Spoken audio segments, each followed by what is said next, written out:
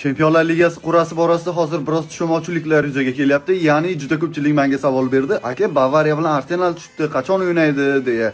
Ya'ni juda ko'p muxlislar mana shu narsaga chalg'iydi. Pastda ikkita yonma-yon turgan klublar ular birga qarama-qarshi tushdi degani emas. Pastda yonma-yon turgan klublarning barchasi ular play-offga allaqachon yo'l olib bo'lgan klublar.